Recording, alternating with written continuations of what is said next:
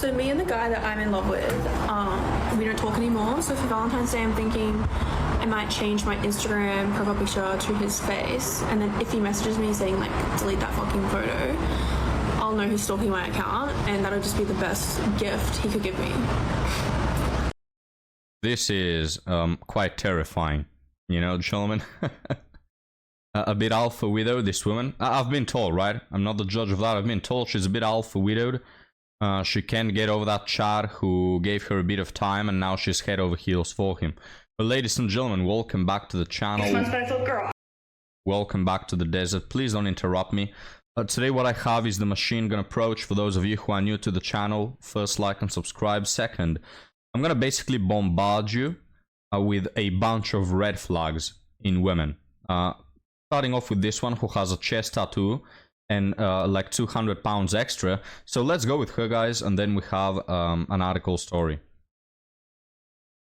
Get ready with me to go on a date with a guy I met on Hinge. I haven't really been dating for like 6 months, but I thought, girl, I'm in Brisbane, so let me download Hinge and start chatting. I hate when people text for too long, so I kind of like that this guy was like, do you want to call? Do you want to go on a date? Like, it was like quick moving. I wasn't like sitting there texting you for like 2 weeks. Like, the Australian dating scene is whack. Like, half of my friends have like met their boyfriends from being like in a situationship or sleeping together, and then they like start dating, and it's like super, super weird. I'm like, oh, it's super, super cringe, if you ask me. is that how me and my ex got together, actually? Oh, I think it is. I've literally been at the beach all day, and I was kind of telling my friend, I don't even really want to go on this date because I think I've kind of lost faith in dating. I know that sounds really, really bad, but I'm going to try it. I'm going to be out there. And sometimes I feel like I hang out with men, and I'm like, actually, I think I prefer to just hang out with my girlfriends because this isn't really the vibe. And we were going to go for dinner, but I cut that down. I was like, I don't want to be sitting here at dinner with. Well, this woman is not particularly well known for cutting down, especially on calories. But, you know, guys, Australia, did you know that Australia used to be part of, before they became weirdos and, you know, they do everything opposite, they used to be part of, like, the mainland, the Pangaea, I think you call it, you know, like, all territory on Earth was one big continent. But legend says it, guys, that this woman once jumped into a pool, and that is when the continent split up, you know, and you have the Americas going one way, Australia, everything, Africa just separated. That's the legend, you know. I wasn't around, no citation here, but that's what they've told me. With this guy, and it's all awkward, and I just don't like it at all. So that's why we're doing drinks. Easy, chill. I'll be honest with you, when I was younger, I used to go on dates and get really, really nervous and anxious, and my whole mind would be like thinking about, oh my god, what if he doesn't like me because I'm too big, or I'm like blah blah blah blah blah blah blah. And now I'm like 27. I'm like, if you don't like me, I'll leave. Like, because it's me here. I'm picking what I like. But as we get older, like, we become stricter with our boundaries, and it's actually kind of fun. So anyway, wish me luck, girls. Oh, sorry, guys, it ended. I was thinking about how fat she is.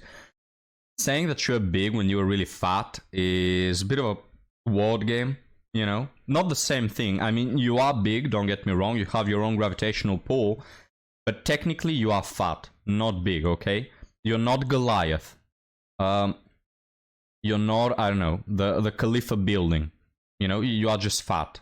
Everyone can be fat. Not everyone can be big, though. I mean, being fat automatically makes you bigger, should I say? But there's a difference, you know, guys? It's not the same.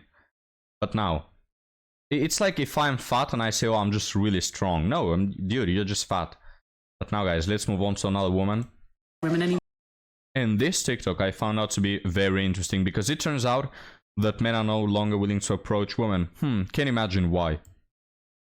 So I know we're always talking about how men these days do not approach women anymore, but I want to tell you guys about this one conversation I had with one of my guy friends that really showed me exactly how these guys are thinking about it. So basically I was out one night with a group of friends and I noticed this girl, like I'm one of the girls, whatever, and I noticed this girl would look perfect with one of my guy friends from the group. So I try to go over to my guy friend and I say, like, go talk to her. Like, she's gorgeous, beautiful, drop dead gorgeous girl, you know?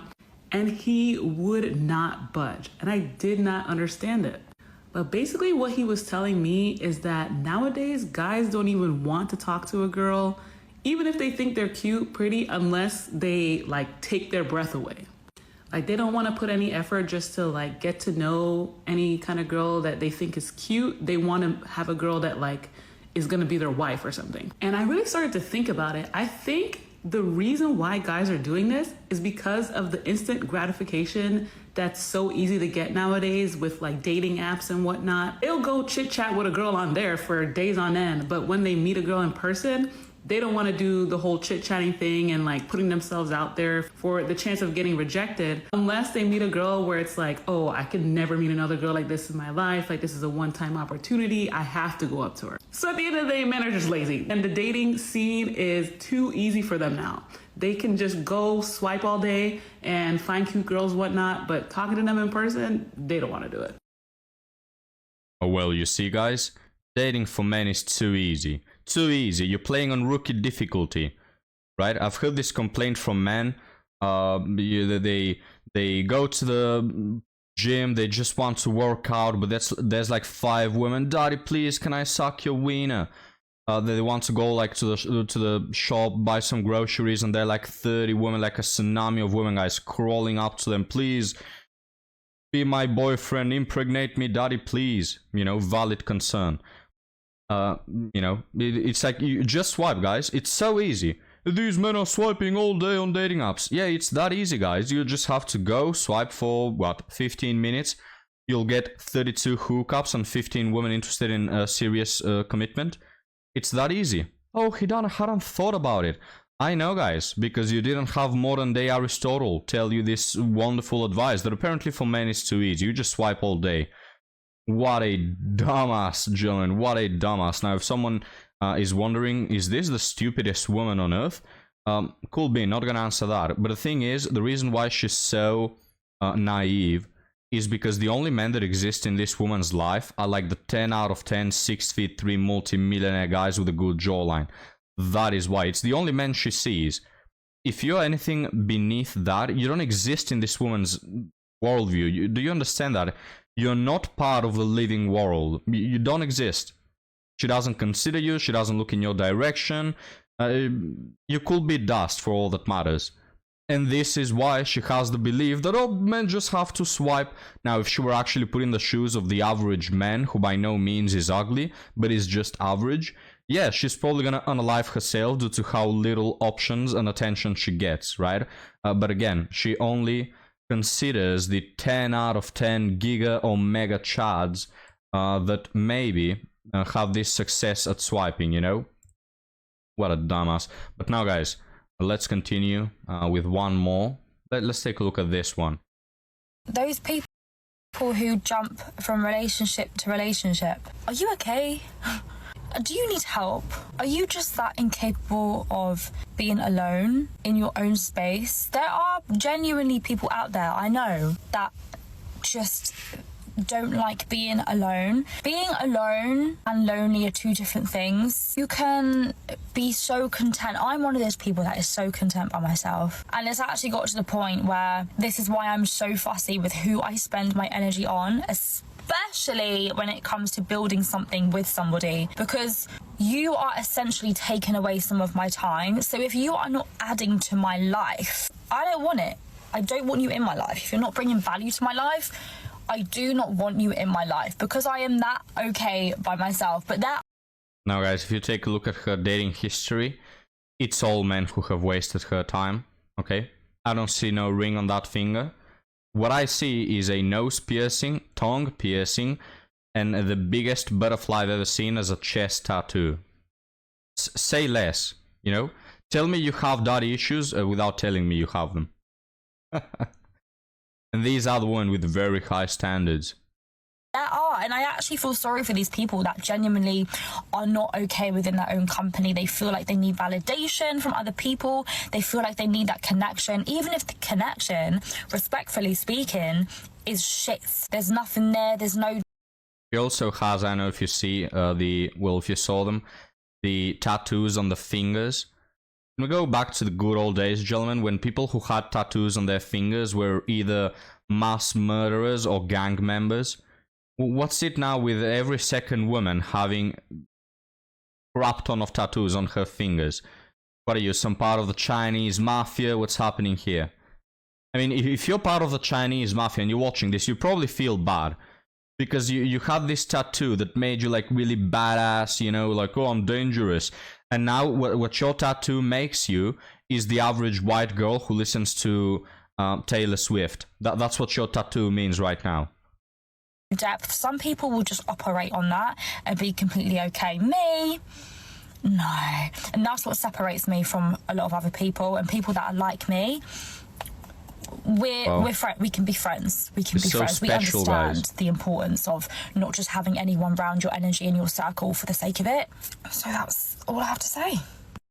And all I have to say is, if I were to take a guess, it's probably between 15 and 35 men that have been part of her energy, if you know what I mean, okay?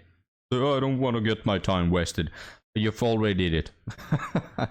Sorry, it's just the butterfly tattoo is too much, guys. I can't give it a pass.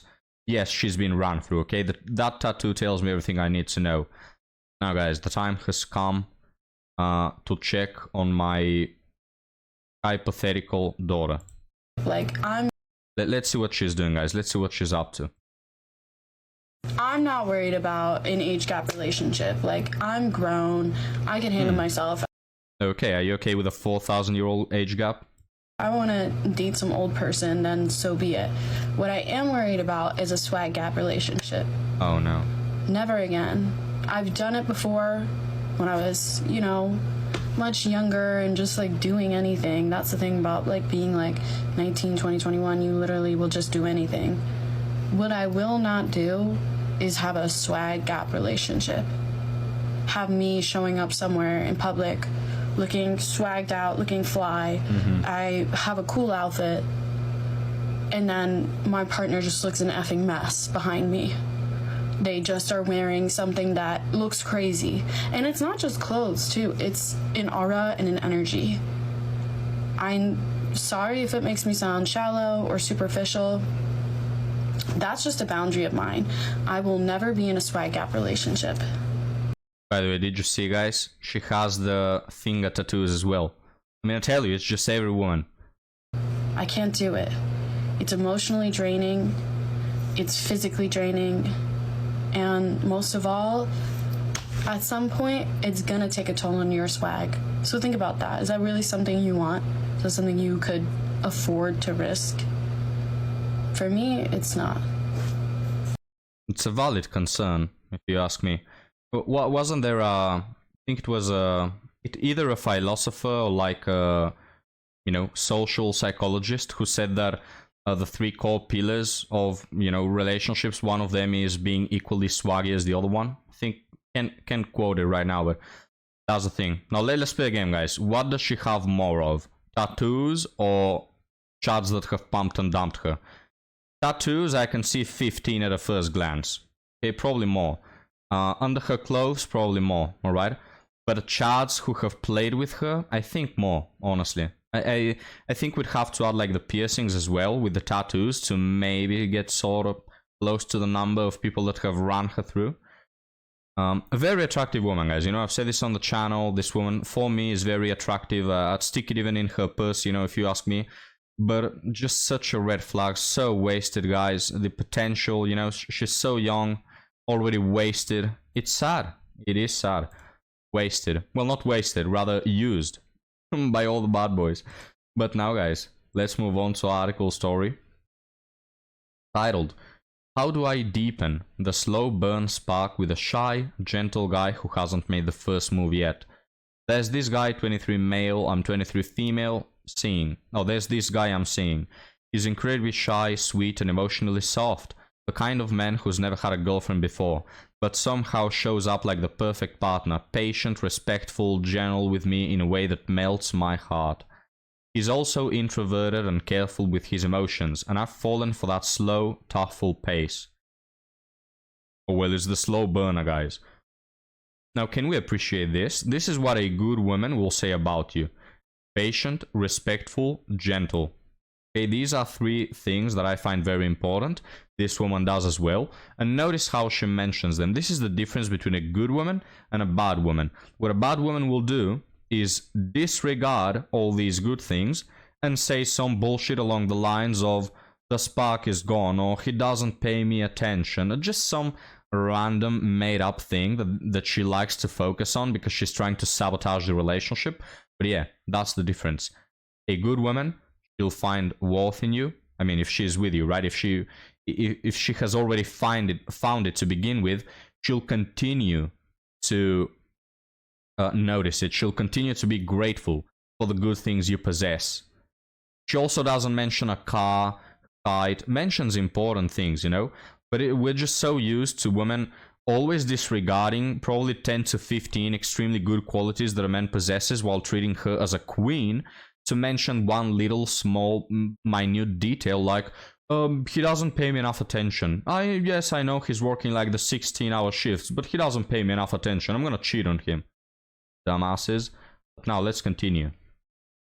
Here's the thing.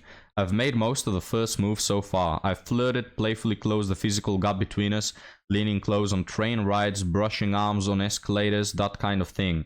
Initiated little hand games like thumb wrestling to hold his hand longer. Oh, wow, so romantic, guys.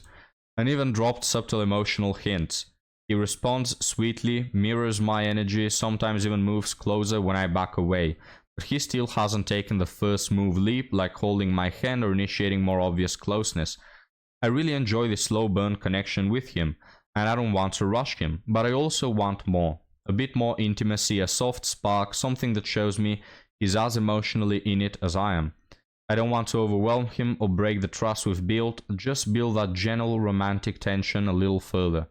If you've ever been the shy guy or dated one, how do I help him feel safe enough to take the lead without making him feel pressured?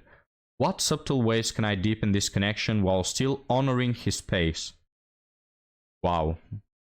Wow, guys. Could it be that romance is not dead? Could it be? I know, guys. I don't want to get too optimistic. I know how that one goes. You know, the whole being optimistic part. So, you tell me, guys. You tell me. Hey, maybe love still exists. Even if it's for 1 of 1,000 couples. But well, what do you think about that one? We have a gentle, emotional guy who actually gets valued and honored by a girlfriend instead of a girlfriend cheating on him because there was some bad boy who behaved more dangerous, you know, than the emotional man. Wow. Again, guys, could it be that love isn't over? I know. I'll never know personally, you know. Probably you will never either. But I'm happy for this one man, right? If this is true, if we're not assuming that they'll break up in like 2 weeks, which is the average that Gen Z maintains relationships for. But gentlemen, let me not ruin the very lovely and romantic story. Love is not over, guys. Let's end it on that note. Let's end the video on a positive note for once. Okay, how's that? Don't get accustomed to it. But now, guys, I'll see you on the next one. Have a good one.